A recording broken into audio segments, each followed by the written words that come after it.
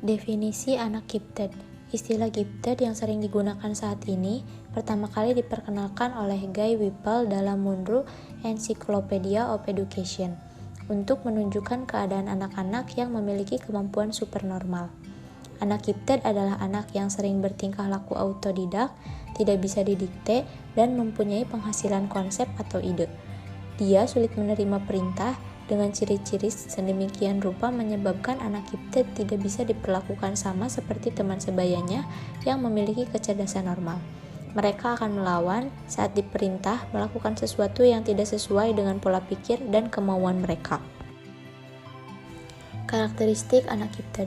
Yang pertama, anak gifted bisa berkembang ketika dia memiliki inteligensi di atas 130 yang merupakan bawaan dan stimulasi tumbuh kembangnya secara baik.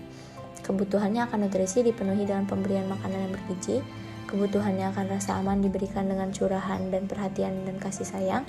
Kebutuhan perkembangan kecerdasannya dilakukan dengan rangsangan stimulasi belajar dalam pendidikan yang baik.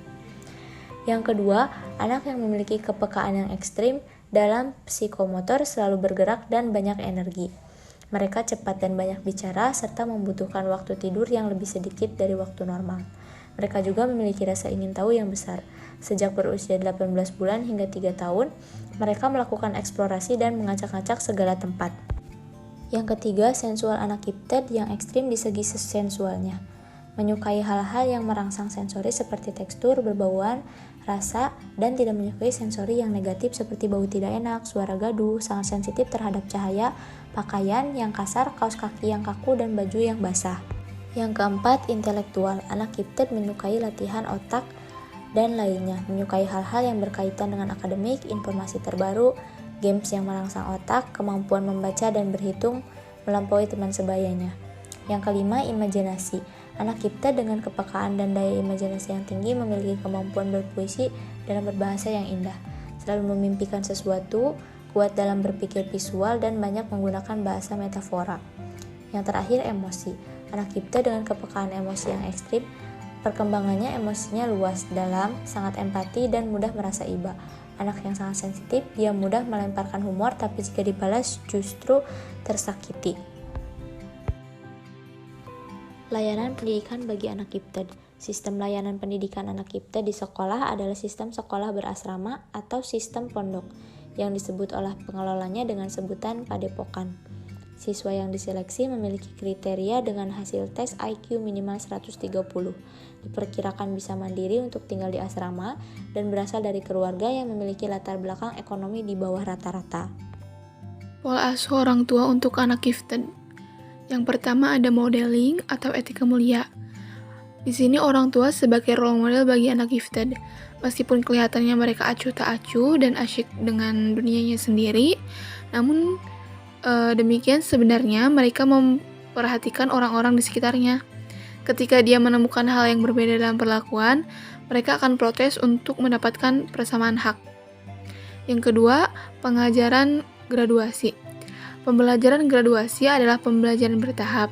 Bagi anak gifted, tahapan pembelajaran lebih cepat dibandingkan anak dengan intelijensi normal.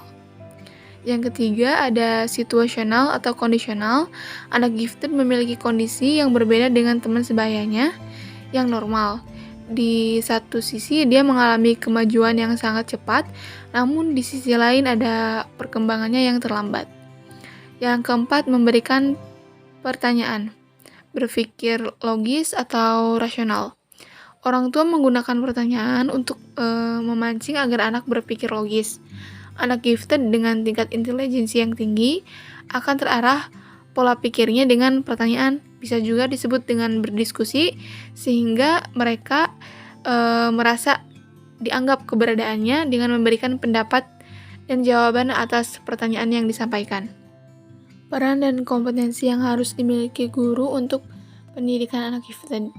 Peran guru sebagai salah satu elemen staf pengajar dan sumber daya pendidikan, serta sumber belajar yang paling penting, memiliki tugas, fungsi, dan peran, dan juga tanggung jawab untuk membimbing siswa, mengajar, dan melatih.